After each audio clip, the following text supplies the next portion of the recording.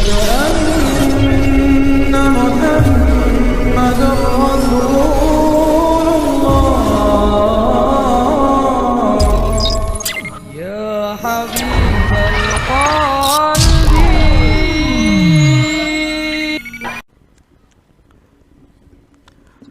Assalamualaikum warahmatullahi ta'ala wabarakatuh.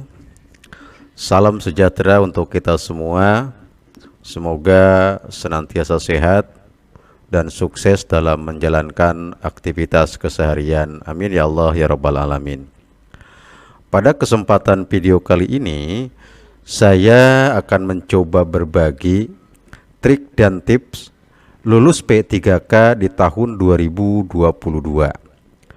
Sebagaimana kita ketahui bersama bahwa di tahun ini hanya ada seleksi penerimaan P3K dan tidak ada seleksi penerimaan CPNS. Tetapi tentu saja kawan-kawan semua, trik dan tips yang saya bagikan ini bukan sesuatu yang mutlak. Bisa saja ditiru, bisa dipraktekkan, dimodifikasi, atau tidak digunakan sama sekali. Itu tidak jadi persoalan. Ini hanyalah berbagi saja. Ini hanyalah tips dan trik berdasarkan pengalaman peserta tes pada tahun sebelumnya yang barangkali bisa membantu kawan-kawan sebagai panduan dalam proses menghadapi tes P3K di tahun 2022 ini. Setidaknya dengan kita melakukan persiapan-persiapan yang bersifat administrasi dan teknis, mudah-mudahan ketika pelaksanaannya bisa berhasil secara maksimal. Baik kawan-kawan semua, bagaimana trik dan tips yang ingin saya bagikan? Kita lanjutkan pembahasan kita. Tapi sebelumnya bagi kawan-kawan yang baru menemukan channel ini, mohon dibantu untuk like dan subscribe-nya. Semoga channel ini bisa berkembang secara baik. Amin ya Allah ya Rabbal Alamin. Tips tutorial kedua, pahami karakteristik dan jenis soal tes PPK. Kawan-kawan sekalian, harus dipahami tes CPNS dan tes PPK secara teknis dan substansi jelas ada perbedaan. Dalam tes CPNS terbagi dua kali tes. Ada SKD dan ada SKB. Mungkin kawan-kawan yang sudah pernah ikut tes CPNS itu sudah betul-betul mafhum. Tetapi kan ada sebagian kita barangkali belum pernah mengikuti, ya. Nah, sementara untuk tes PPK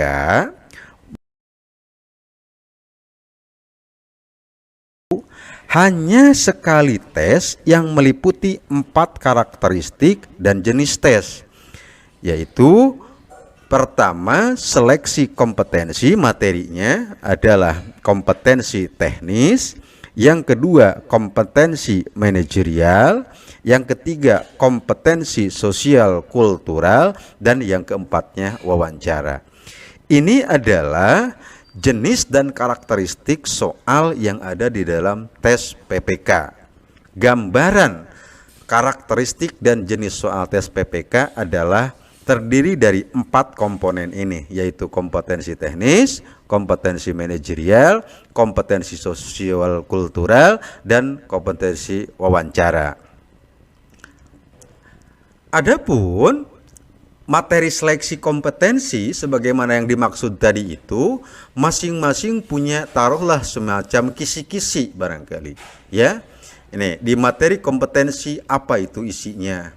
Di sana ternyata dalam kompetensi teknis itu menilai penguasaan pengetahuan, keterampilan, sikap atau perilaku yang dapat diukur, ya, dikembangkan yang spesifik berkaitan dengan bidang teknis jabatan.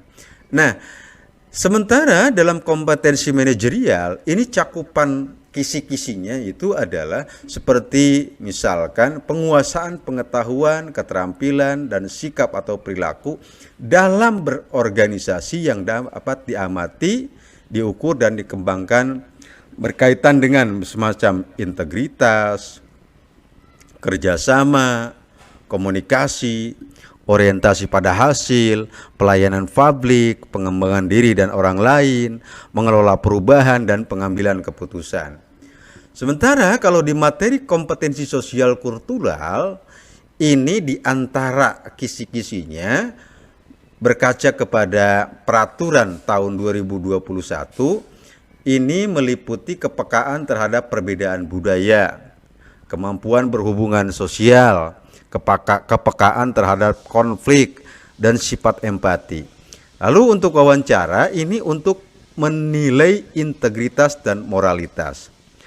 Yang harus jadi catatan kita kawan-kawan sekalian, bahwa ternyata dalam peraturan yang kemarin tahun 2000, setiap aspek kompetensi yang diujikan itu memiliki nilai ambang batas masing-masing. Artinya apa? Dari keempat kompetensi tadi itu, misalkan nilai ambang batas seleksi kompetensi teknis, dia ada ambang batasnya tersendiri atau passing grade-nya ada, ya, secara mandiri, satu-satu semua baru nanti diakumulasikan.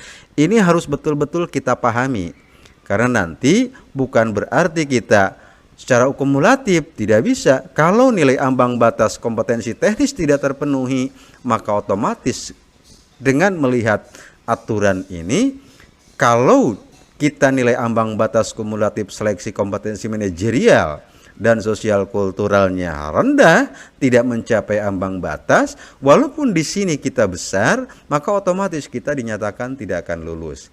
Apa artinya? Maka dari keempat komponen tadi, ya, teknis, manajerial, sosiokultural, dan wawancara, ini masing-masing aspeknya harus memenuhi passing grade atau passing grade atau batas minimal nilai yang harus dicapai. Nah, ini nanti berkaitan dengan bagaimana kita memanage atau bagaimana kita mengatur waktu ketika kita mengerjakan soal tesnya, itu ya, kita atur. Nanti kita gambarkan pada slide-slide berikutnya. Mudah-mudahan kita semua mendapatkan hasil yang terbaik. Sekali lagi saya sampaikan bahwa tutorial ini tidak ada jaminan. Tutorial ini hanyalah berbagi triks dan tips, bisa dilakukan, bisa dimodifikasi, atau bisa tidak digunakan sama sekali pun tidak jadi persoalan. Niat kami hanyalah untuk berbagi.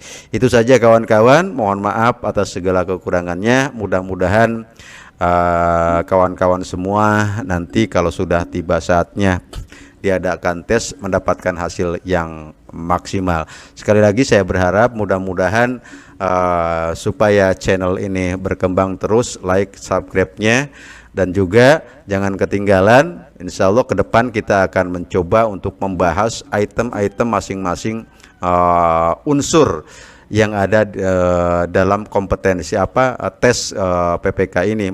Meliputi, kita akan membahas tentang soal-soal kompetensi manajerial, kita akan membahas tentang soal-soal kompetensi sosial kultural, ya.